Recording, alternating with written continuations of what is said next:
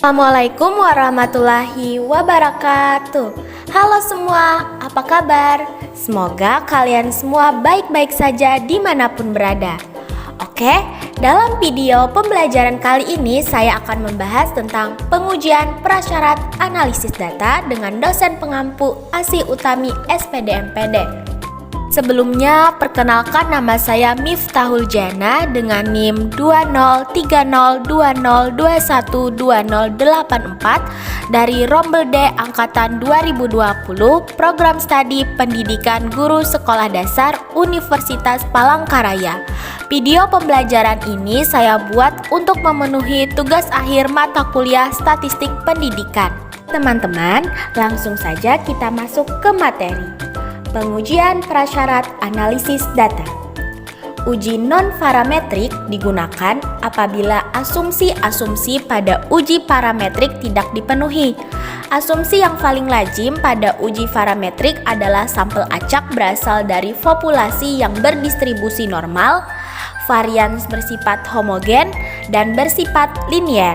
Bila asumsi-asumsi ini dipenuhi atau paling tidak penyimpangan terhadap asumsinya sedikit, maka uji parametrik masih bisa diandalkan. Tetapi bila asumsi tidak dipenuhi, maka uji non-parametrik menjadi alternatif. Ada 3 asumsi uji statistika parametrik sebagaimana diungkapkan di atas, yaitu normalitas, linearitas data, dan homogenitas varians. Sama-sama kita lihat uji yang pertama, yaitu uji normalitas. Pengujian normalitas dilakukan untuk mengetahui normal tidaknya suatu distribusi data. Hal ini penting diketahui berkaitan dengan ketetapan pemilihan uji statistik yang akan dipergunakan. Uji parametrik misalnya mensyaratkan data harus berdistribusi normal. Apabila distribusi data tidak normal, maka disarankan untuk menggunakan uji non-parametrik. Pengujian normalitas ini harus dilakukan apabila belum ada teori yang menyatakan bahwa variabel yang diteliti adalah normal. Dengan kata lain, apabila ada teori yang menyatakan bahwa suatu variabel yang sedang diteliti normal, maka tidak diperlukan lagi pengujian normalitas data. Ada beberapa teknik yang dapat digunakan untuk menguji normalitas data, antara lain uji Chesquier, uji Lilliefors, dan uji Kolmogorov-Smirnov. Untuk kali ini saya akan memberikan contoh tentang uji Chesquier. Untuk pengujian uji Chesquier ini adalah metode non-parametrik yang digunakan untuk menguji ada atau tidak ada perbedaan lebih dari 2 proporsi. Ada 2 macam pengujian yang dilakukan. Yang pertama, uji independensi atau contingency table analysis untuk menguji apakah variabel 1 memiliki hubungan relationship dengan variabel lainnya.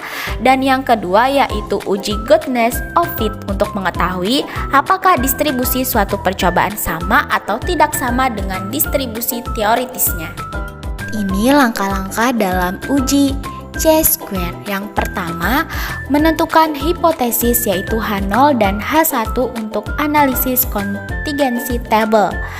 H0 artinya tidak ada hubungan antara A dan B. H1 artinya ada hubungan antara A dan B.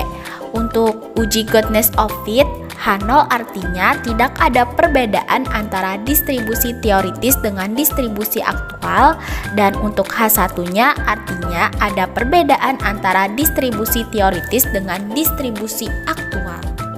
Yang kedua yaitu menentukan daerah penerimaan H0 dan H1 dengan menggunakan distribusi E² atau Chi-square. Ciri-ciri distribusi Chi-square adalah yang pertama, nilainya selalu positif karena merupakan nilai square atau kuadrat. Yang kedua, ada suatu himpunan distribusi Chi-square di mana bentuk distribusinya ditentukan oleh nilai degree of freedom atau biasa notasinya DF. Rumus untuk menghitung DF sama dengan N-1 dikali K-1, di mana N adalah jumlah baris dan K adalah jumlah kolom. Dengan demikian, bentuk distribusi Chi-square tidak dipengaruhi oleh besarnya sampel. Yang ketiga, titik kritis dicari menggunakan bantuan tabel distribusi E² yang ditentukan oleh nilai taraf nyata atau biasa notasinya alfa dan derajat bebas atau DF tadi. F sama dengan N kurang 1 dikali K kurang 1, N adalah jumlah baris dan K adalah kolom. H0 akan diterima jika nilai statistik uji lebih kecil dari titik kritis. 3. Menghitung nilai statistik uji. X kuadrat hitung. Dengan rumus di mana jumlah frekuensi yang diobservasi dikurang frekuensi yang diharapkan pangkat 2 per total jumlah dari baris dan kolom. 4. Membandingkan nilai uji statistik dengan titik kritis kemudian mengambil kesimpulan. Independensi atau analisis contingency table. Pengujian ini digunakan untuk mengetahui apakah dua variabel memiliki hubungan atau relationship. Misalnya, apakah usia berhubungan dengan IQ dan apakah gizi berhubungan dengan indeks prestasi dan sebagainya. Contoh, ingin diuji apakah ada hubungan atau tidak antara jenis kelamin dengan prestasi belajar mahasiswa. Untuk itu diambil sampel 120 mahasiswa dan 80 mahasiswi. Masuk pada uji yang kedua, yaitu uji linearitas. Uji linearitas bertujuan untuk mengetahui apakah dua variabel mempunyai hubungan yang linier atau tidak secara signifikan. Uji ini digunakan sebagai prasyarat statistik parametrik khususnya dalam analisis korelasi atau regresi linier yang termasuk dalam hipotesis asosiatif pada program SPSS. Uji linearitas menggunakan tes for linearity pada taraf signifikan 0,05.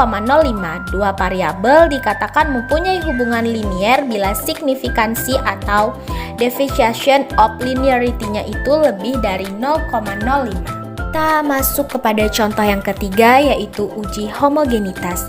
Uji homogenitas digunakan untuk mengetahui apakah dua atau lebih varian populasi adalah sama atau tidak. Uji ini dilakukan sebagai prasyarat dalam analisis independent sample atau t-test dan ANOVA atau bagi peneliti yang menggunakan lebih dari satu kelompok sampel. Pada umumnya digunakan untuk membuktikan hipotesis komparatif.